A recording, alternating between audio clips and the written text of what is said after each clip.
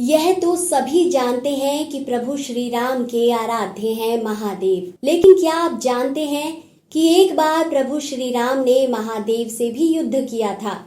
आज की इस वीडियो में हम आपको यही बताएंगे कि आखिर ऐसा क्या हुआ कि महादेव को अपने परम भक्त श्री राम से युद्ध करना पड़ा।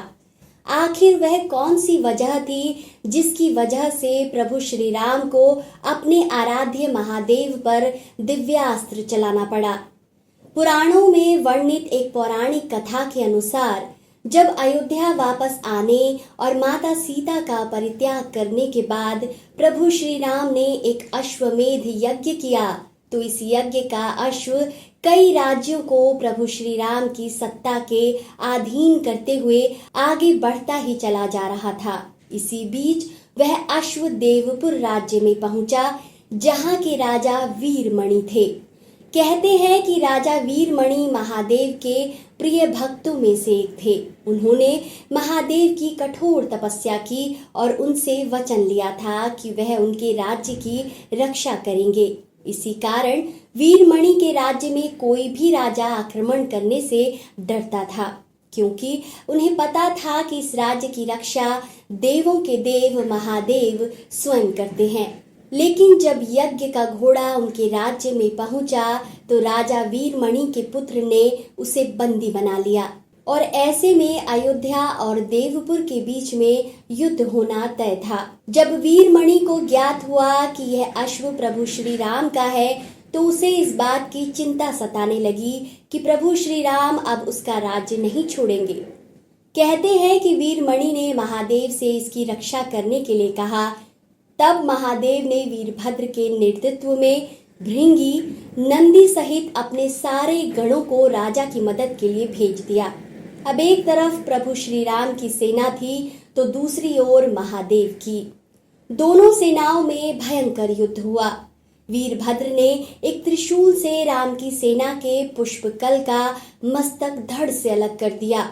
उधर भृंगी आदि गणों ने भी श्री राम के कई योद्धाओं को बंदी बना लिया।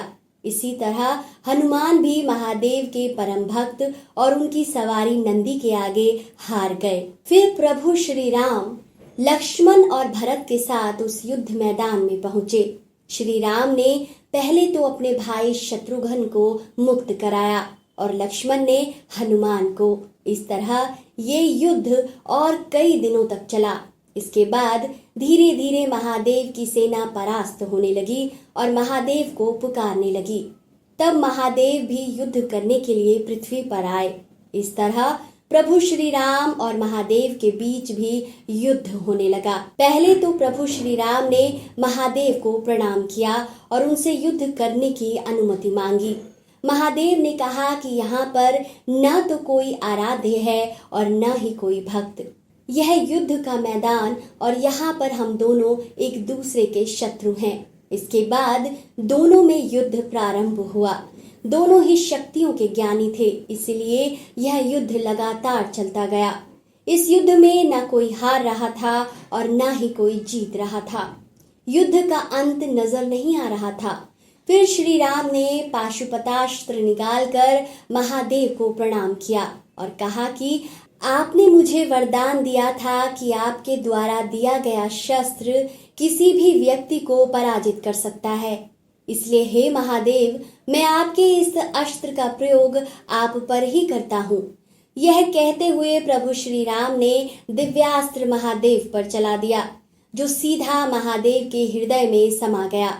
महादेव प्रभु श्री राम की भक्ति भाव से प्रसन्न हुए और उन्होंने प्रसन्नता पूर्वक श्री राम से कहा कि आपने इस युद्ध में मुझे संतुष्ट किया है, इसीलिए आप मुझसे कोई भी वरदान मांग सकते हैं। इसी दौरान प्रभु श्री राम को यह ज्ञात हुआ कि राजा वीरमणि के राज्य पर महादेव की कृपा है और महादेव इस राज्य की रक्षा करने के लिए प्रतिबद्ध हैं। इसीलिए उन्होंने महादेव से कहा कि भगवान, मैं आपके मार्ग में नहीं आना चाहता।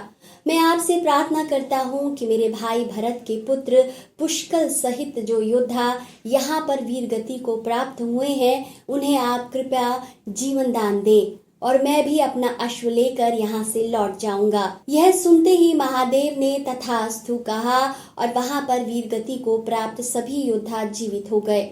इसके बाद राजा वीरमणि ने भी महादेव की आज्ञा अनुसार यज्ञ के अश्व को प्रभु श्री राम को सौंप दिया। तो दोस्तों, कैसा लगा आपको हमारा ये वीडियो? अपनी राय कमेंट सेक्शन में जरूर बताएं।